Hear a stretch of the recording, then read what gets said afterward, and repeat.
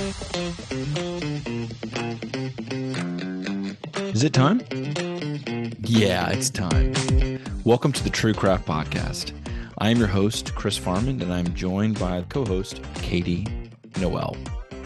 This time around, we are all about one thing: killer conversations with close friends about the state of craft. Oh, it's going to be good. I hope to open the box on fresh topics while honoring the path that got us here. Let's do it.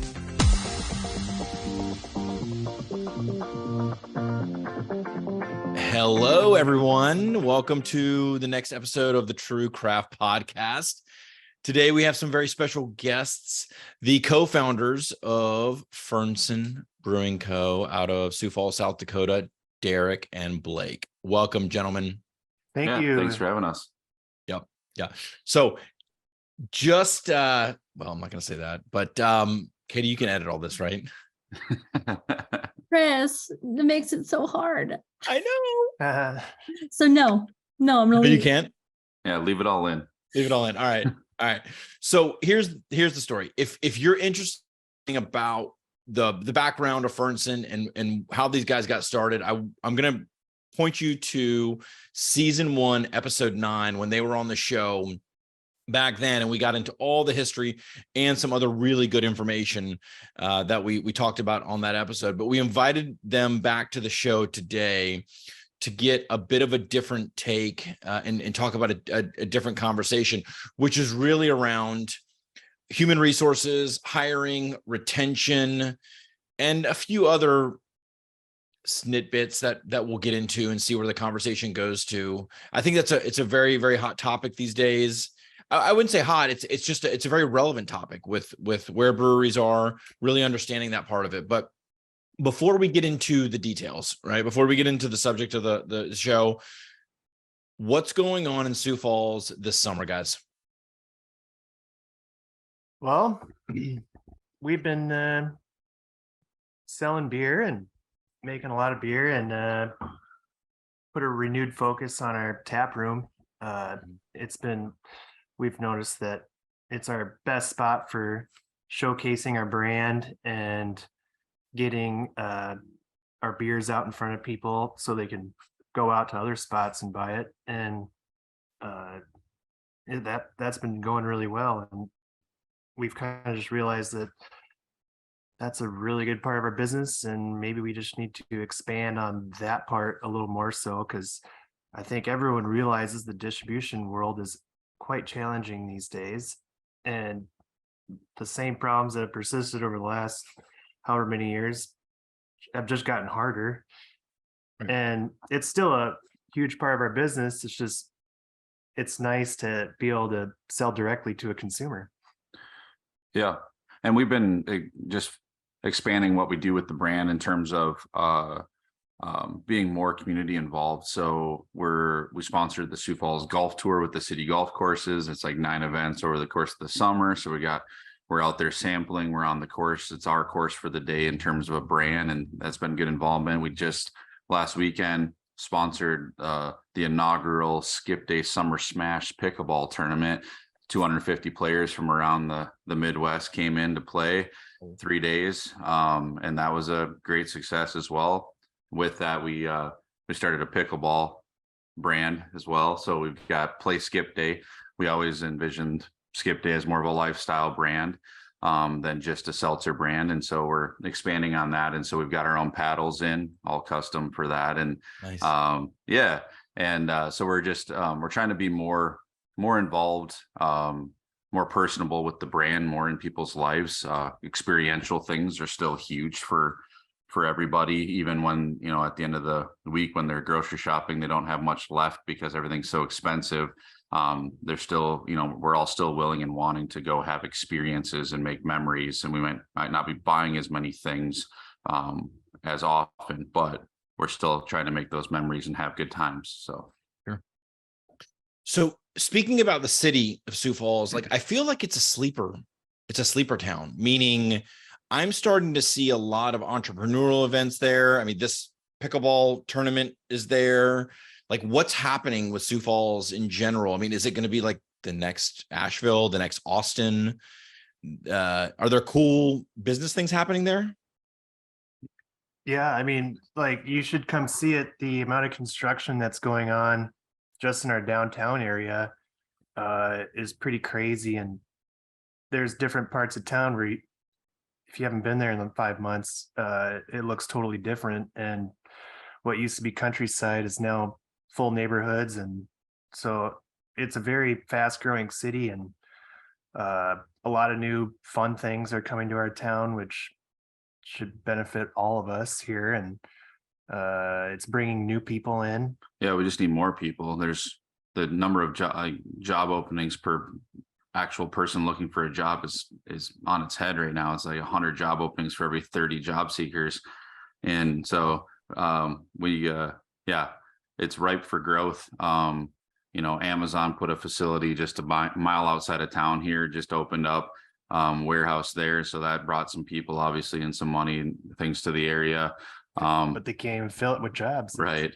So that's the other rub of it. But no, there's a lot of exciting things going on with the entrepreneurial and like startup side. There's, fintech companies, and like there's a bunch of stuff going on here that is kind of like it's feeling a bit like a mini Silicon Valley type situation right now with the amount of things that are going on and stuff that you'll just hear about and find out that, oh, that's a multi-million-dollar company that I just heard about that's been operating a newsletter and doing this thing over here that now is putting down roots. And so, yeah, it's been pretty fun. Yeah. Good.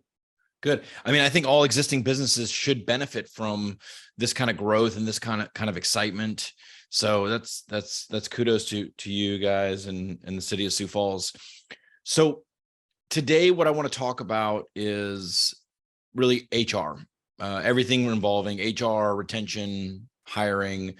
And for the folks who have not gone back to listen to episode 9 in season 1, give us a quick synopsis of your 2 locations. And then I have a few follow-up questions around the hiring practices for those locations. Yeah, so we have the production facility and brewery here where we're sitting. Like every other brewery, it's a big metal warehouse out on the edge of town, industrial park. It's where we brew, can, keg all of our beer. And downtown Sioux Falls, right in the heart of things, we have our tap room and kitchen.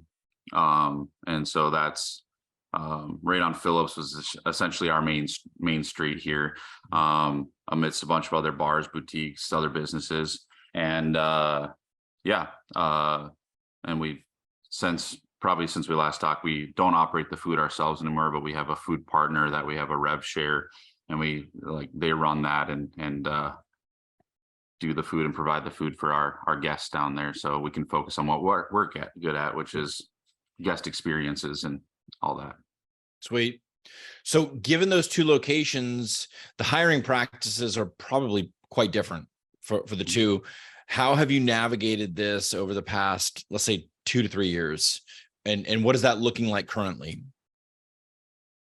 Well, like for the brewery, we had quite a few employees a few years ago, and as a few people have just moved on to bigger jobs in different cities, we didn't necessarily rehire right away. We kind of struggled and tried to figure out what exactly we needed. And as we figured that out, we found the right people, and that has really helped the brand here at the brewery move forward. But for downtown, our tap room, we've actually held on to people pretty good, and we probably pay a little better than some of the other bars and restaurants in town. And it's just a fun atmosphere. We're nice people, and we're not too strict. And I don't know, it just seems like people don't really move on from us as. Yeah, I wish I had an answer to the secret sauce. We've just been stupid lucky with the fact that whether purposeful or just by happenstance, the culture and vibe that we've created attracts people to us. Like, we haven't posted for a bartender or beer tender position in, I don't know, over a year, but probably every week to 2 weeks we get somebody just emailing us asking if we're hiring. And so a lot of people we found just came to us and it happened to be the right time where we did need somebody. And so we've kind of built that, and it's worked out really well. And not at the brewery, it's a little bit more purposeful. Like we have an exact role we need to fill, and we go looking for that. Right now, we're setting up interviews for a new marketing specialist. So Yep. We got a great field of applicants for that, like 10 qualified to overqualified people in like the first week and a half it was posted. So With your kitchen arrangement, are you responsible for hiring kitchen staff, or is that the food partner? no, that's been one of the great parts about it is we get a bit of rent and a percentage of revenue. We run everything through our point of sale, so it's a seamless experience for the guest. They start one tab, they order whatever. Our staff facilitates and runs food and does stuff like that, but the preparation, cooking, all of that, the labor for it, the food costs, all of it, our food partner handles that as their business. I'm Which has seeing this been a- model pop up more and more. Yeah. Go ahead. I'm sorry. Like, Oh, I was just saying it's a lifesaver, like for our mental status, because we were going through chefs quite quickly. They'd be really good attitude, then not really good. And it just seemed like that was just the crew of people we had to choose from in this town, because they always had a job available at a different restaurant, no matter what. Doesn't matter what their past was. And so if they wanted to be done one day, they just wouldn't show up the next. And I don't know, it was just tough. We weren't food people. Yeah, and I think that's more the to the point of it is we're now partnered with somebody who has a few food locations and has kind of built a culture and knowledge on how to run, facilitate, and manage that type of workforce that we just didn't have. And so it's been kind of the best of both worlds in that we get that management piece as a partner to our business, and we get to focus on everything else that we're good at. Yeah. I'm really starting to see this model pop up more and more, and retaining food and beverage. I'm not gonna say beverage because you guys have been doing beverage for a long time, but especially the food side, right? There is no rhyme or reason, Blake, to your point, as to why somebody flies off the handle, shows up, doesn't show up, shows up high, drunk, stoned, whatever, that can explain why they're doing that. And it takes a special skill set and a special human really to manage that part of it, right? To manage to understand the mindset of the kitchen staff. And I would say 2016 to probably up to pre-COVID, we had a lot of customers try to manage that kitchen side themselves, and it was very confusing. It was very mind-blowing to them as to why that didn't that happened. So we have a number of customers who are running the same model as you very successfully. It does mental health total, right? I mean, the fact that you don't have to think about it is just incredible. You want to speak to that a little bit more? Yeah, I mean, it when we were going through chefs quite quickly, it sucked the life out of us. And yeah, we were probably making more money selling food and making food ourselves, but we couldn't think about any other part of the business besides the kitchen staff. And when your last guy leaves you high and dry, and what do? Right. It's just not fun anymore. And tell you the truth, if we had the staff that the current place has right now inside of our tap room, we'd be pretty happy, I think, because these guys are great. It's just, I don't know if we would have found them on our own. Sure. Yeah, or been able to attract or retain that talent. Yeah, something with how they do their business, and it's working well. So yeah. But yeah, no, having to reboot every 4 to 6 months and get a new person in, and then whether that chef wants to follow the menu the previous chef made, or then you've got food waste. Like Blake said, the margins on making, preparing, and selling your own and building your labor costs into that. Like obviously there's somewhere in the 20 to 30% to the bottom line margin to be had doing your own food. But I think our current model is definitely worth the trade-off in terms of mental and everything else, Sure. happiness. And it's the one, like, yeah, I got familiar enough that I could hop behind the line and cook one of our, couple of our menus that we did back then. But it's the one part of our business where, like, neither of us are comfortable. Like, if we got in the thick of it, or there was an emergency where somebody had to be called away or quit, like, we couldn't really hop in and take that over. Whereas anything else here, we could if we had to. Yeah. And you didn't open a brewery to run a restaurant. Yeah. Nope. That wasn't the hope there. No, yeah. I mean, having a restaurant is fun, and it's fun to have some of the most interesting food in town. But what people don't see is the people part of it, that side of the business just attracts a different crowd of people. For whatever it is. I mean, for good or bad, it's just a tough part of the business. That's a very good question, Katie, a very good point that you brought up, because for a while I was saying that exact same thing, but I was also following it up with, but you have to have food. Mm-hmm. Right. You didn't sign up to open a restaurant, but you have to have food to really round out that whole experience. Yeah. To round out the experience, to keep people there more longer, and just to give them a holistic, good time versus just because I think the taproom model has been experienced by everyone, where people come in, they drink, they get a few snacks, packaged snacks, and then they end up leaving, versus an establishment of food. So there's been this evolution for breweries. And it is, it's been interesting to watch. Yeah, I think some make it work with the food truck model. We don't have a location where there's an easy pull off, or like frontage where they could be, and two, we don't have the food truck culture here to like keep it varied and interesting and things like. And plus, we have 6 months a year where it's inhospitable for a food truck. Sure.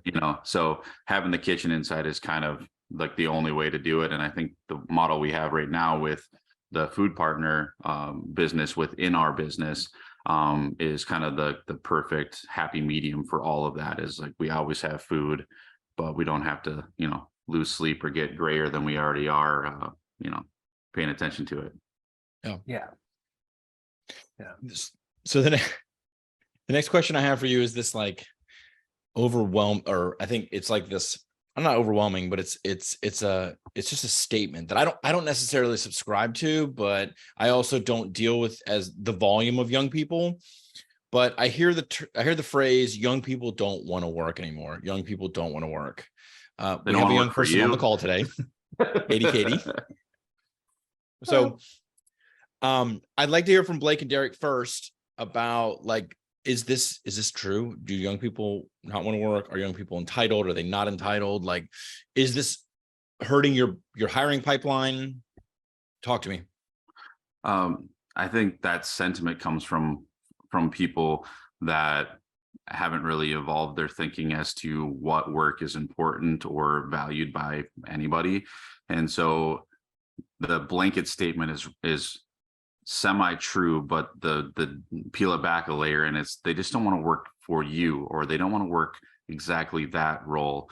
And it's been coming for a long time, not just with the young people right now, but even like, I'm late 30s, or we both are mid to late 30s, if you want to round it into a bigger group. Mm-hmm. Like, even our generation was pivoting away from, they wanted to make an impact, right? They didn't want to just punch the clock, work the same job for 40 years and retire just because that's what everybody else did. And maybe it's because those people had a pension program, those are gone. Maybe it's because, like, there's the retention aspects of the average job aren't there. So if the culture isn't there, and I don't enjoy coming to work, and the people I work with, or the impact I feel I'm making or being a part of isn't there, I don't want to come to work. I don't feel important or valued there. I think those jobs they don't want. And so, and hopefully we'll have a bit of a renaissance with, we're not going to stop needing the widgets made down the line. We're not going to stop needing people to cook food or make coffee for us. But how are we as employers making those jobs feel like something bigger than what they are if you look at them at the micro level, right? Sure. Yeah. So if a brewery owner is listening and they're having trouble retaining, they'd really need it, from what you're saying, and I agree with everything you said, you really got to look within. Uh-huh. right? You got to look within, right? Exactly. You got to start with your own culture, your own people, and probably your management style. And then what value is this person providing? Katy, as a Yeah. young person, Yes. Yeah. what can you add to this? I think that was extremely well said. And I think it's a pendulum swing. And I think you'll see it just go back and forth forever over generations. Like, I think young people have seen their parents just suffer, just work their whole lives just to get by. And they're like, I don't want to do that. Like, I don't even have the benefits that you guys got from doing that. And now I just have to work to survive. Like, part of it's COVID, because that gave so much pause. Part of it's social media, because there's so much more vision on what's going on in the world. And I think that has actively uninspired people. But yeah, I think it's cultural. Like, people don't want to be part of something they don't believe in more so than that used to be true. I think people just used to work because that's just what you did. Doesn't matter Yeah. if you hate it. Now they're like, this generation's put their heels on the ground. They're like, no, I'm not just going to do something because I have to. And I think that's where people perceive the entitlement. And I think sometimes it is entitlement, because sometimes it's like, that sucks. You got to pay rent. You can figure out what you like later. You got to pay rent. But Yeah. other times I think it's just justified. So it kind of depends on where each person's coming from. Mhm. But yet it is interesting to observe, because I think regardless, it is observable right now what's happening in the job industry as a whole. Oh yeah. Yeah, people want to have a purpose in their job these days, and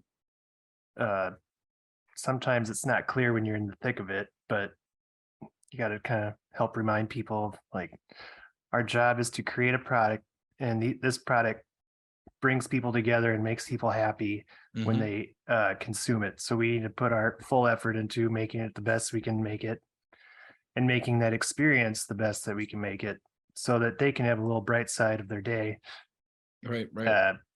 whenever that is. Yeah. And we go through times of forgetting that ourselves. Like, we know it when we sit and think about it, right? And I'm talking about just Blake and I personally.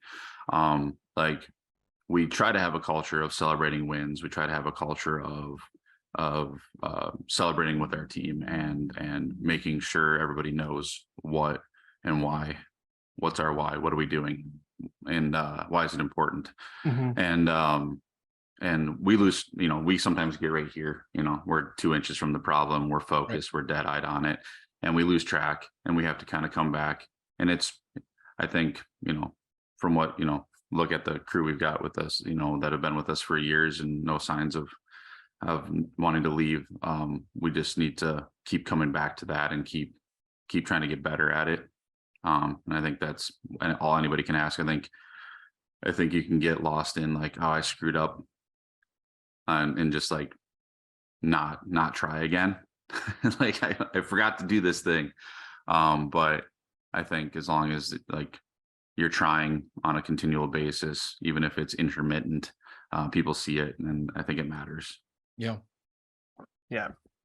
As a recovering control freak myself, I have watched a lot of our SBS team members really flourish as I've given them more responsibility and let the reins go, and just understand that it's bigger than me. Because Yep. for 8 of the past 12 years, it was me. For the past 4 to 5 years, it has not been me, right? It has been I've been the last person to really contribute to this thing. So, and I'm okay with that, right? It was a really tough transition period, but coming out of that, it hasn't been easy, but the team members that have really flourished and stepped up and have almost like created platforms for themselves, right? And they have open total freedom to do it. They've created platforms for themselves. It's really inspiring for me to watch. I can look at other firm owners, I can look at other brewery owners that are stuck in this old school mentality of using phrases like young don't want to work, young are entitled, which, by the way, I do not believe at all. I believe Yeah.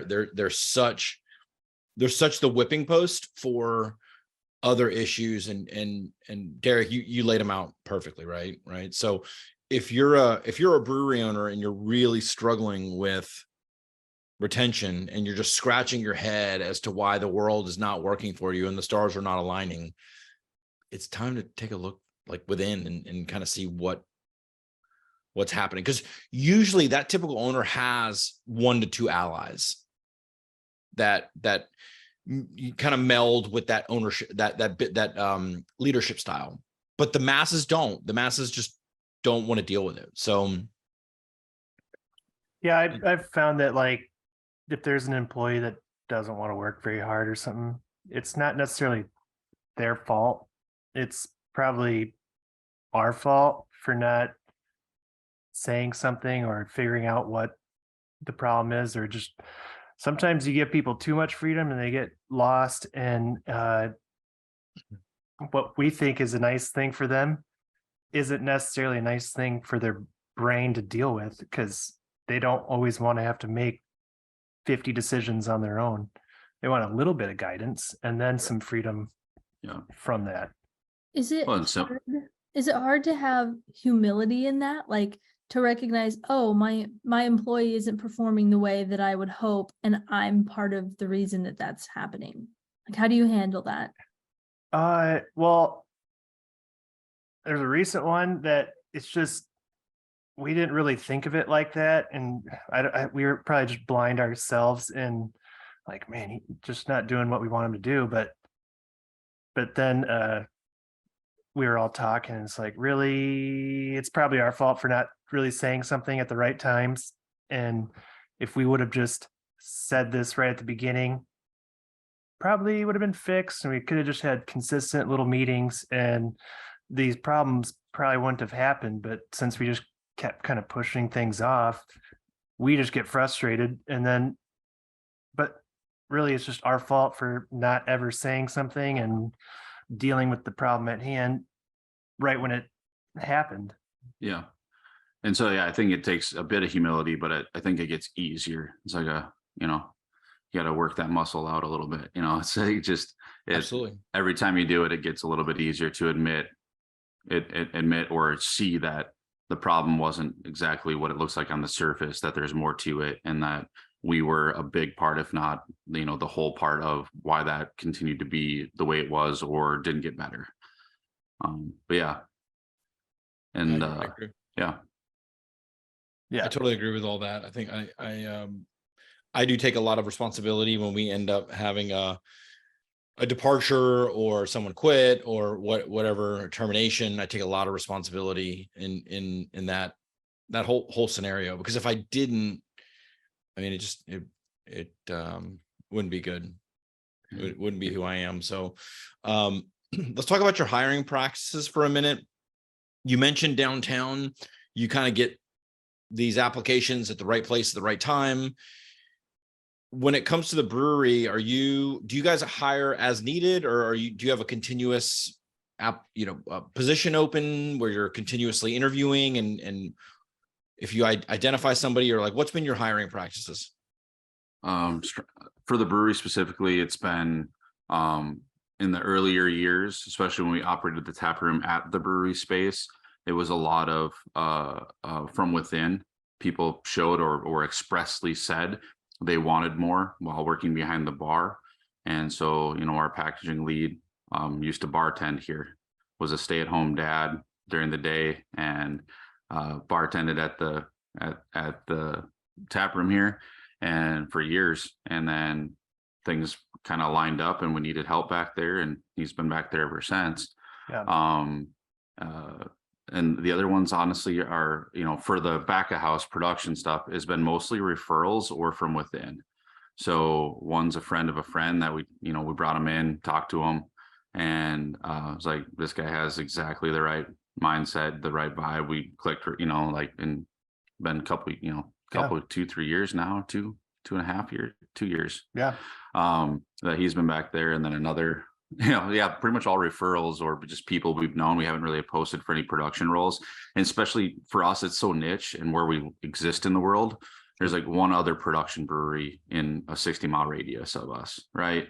So the skill set we need in production's very, we have to either train it or get lucky to find somebody who has that experience. But in the office and sales, outside sales, and like the office here, we've posted for those jobs and had a formal, interview process. We posted when we needed them. We, sorted through applicants. We did first round screening with generally like a Google form, just questionnaire, just like, let's get a vibe. Let's see kind of how you'd answer some of these questions. And then depending on the job or time of year, it was either a video round or in person. And then usually do a kind of a team check. Depending on the role, we'll have them sit down with Vance, who's our managing partner, because he's got just a great ability to see the greatness in people. And then we always have them come drink a beer with our staff just to see if they jive. Yeah. It's a good way to see if someone fits in with the whole crew and the culture. And Yep. Because if you don't have a good fit culture wise, it can ruin a lot of things. Totally. Even if they're the best, most qualified person out there, if their attitude and drive isn't there, then it can take a whole team down. Yep. Which has happened before. Yep. It's crazy how it poisons it. Oh yeah. It really just takes one person. And sometimes they have all the knowledge that you want and you could let them run, but when they start taking down other team members, it's worse having a bad employee in that sense than an actually just dumb employee that has a good attitude. Like, I'd rather have a dumb employee that has a great attitude than Right. A really smart one with a toxic attitude. Right. That's Right. me. That is Sure how to well else put. that, Well but- put. It's a very all right. simplistic viewpoint. Yeah. That's funny.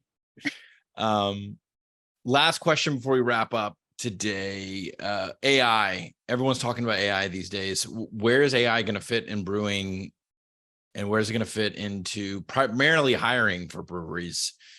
Sure. Or is it? We dabble in it a little bit. Yeah. I mean, I think people that are scared of it and putting their head in the sand, it doesn't make any sense. It's another tool. It's another thing at our disposal. We use it a ton for brainstorming. We've used it for, Meetings. brainstorming on naming, writing ad copy. We don't generally just copy and paste it out of there, but we'll take, man, I wouldn't have thought to phrase that way, or it's like having a bigger team to bounce things off of, even though it's just it's a robot essentially. But no, I think on the brewing side, I don't know what that looks like for AI. It's talking specifically ChatGPT, it's a language model. So you can't, you can ask it to write a recipe and it's not anywhere close. No, but I do want to figure it out for like helping plan out schedules for brewing, and maybe working on how to be more efficient, because when you put in some numbers into ChatGPT, it spits things out awfully quickly, and it can be very helpful. Yeah. I just haven't totally figured out how to incorporate it into working my brewing schedule and packaging schedule. You need to play with goblin.tools more then. Yeah. I don't know if you guys have played with that at all. So goblin.tools. I suggest, like, if you got any sort of neurospiciness whatsoever, it's AI powered. You go put in a task or a thing you need to do, and you dial up how neurodivergent you are, or how much help you need essentially in breaking that task down, and it'll break down all the steps you need for that. I did one the other day. I was just out of curiosity, what could it do with working on our TTV distiller's permit? I typed that in, and it laid it all out for me. What documents I needed to gather, and step by step. And you can go to any sub step and break that out. It's pretty powerful. And it's goblin, GOBLIN.TOOLS. Yeah.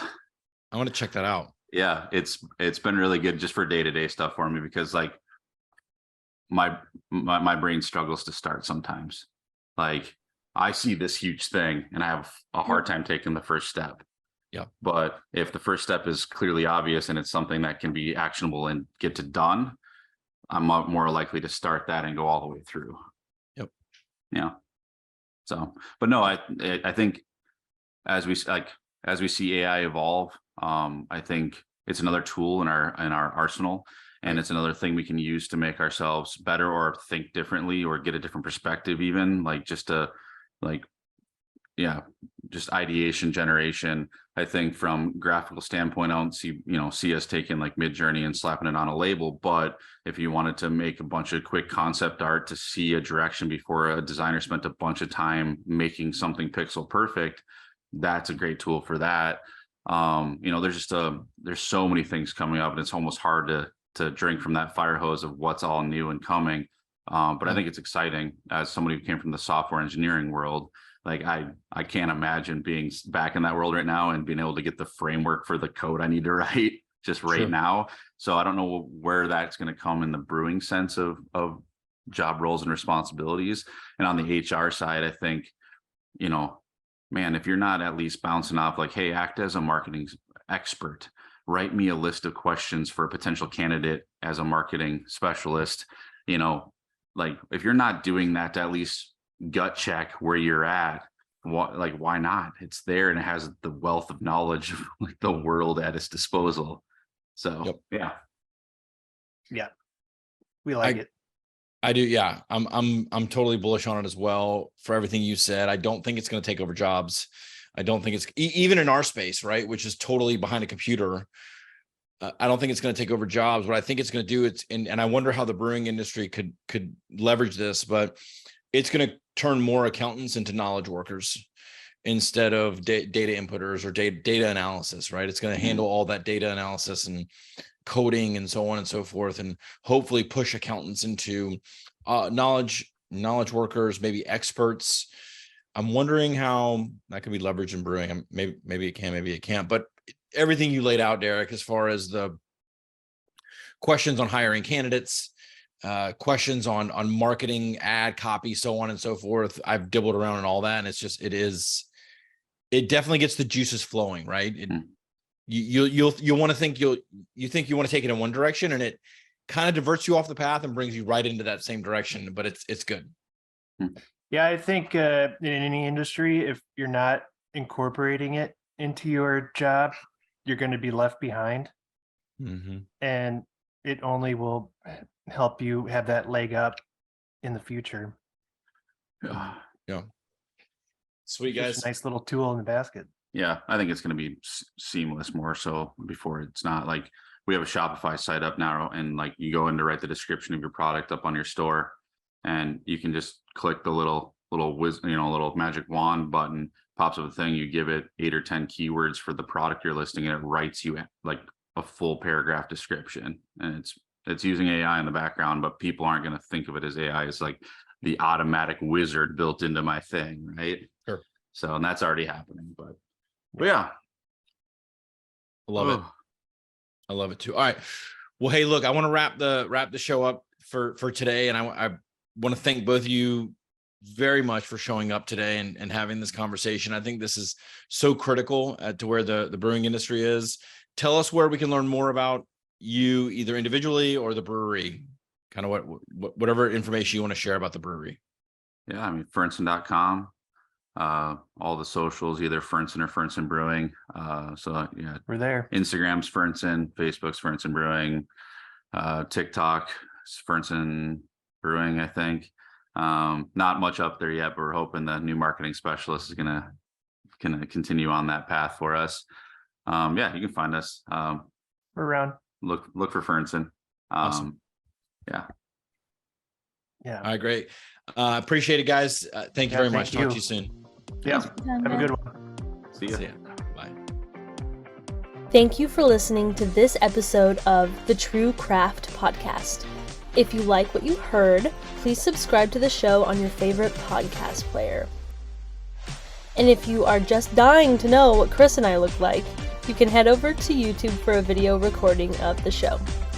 Links to cool information about our guests and other fun facts can be found in the show notes. This podcast is sponsored by Small Batch Standard, the premier financial agency built to serve the craft brewing industry. We help craft breweries grow profits through outsourced accounting, tax compliance, and growth consulting. Visit sbstandard.com today to learn more and request a discovery call.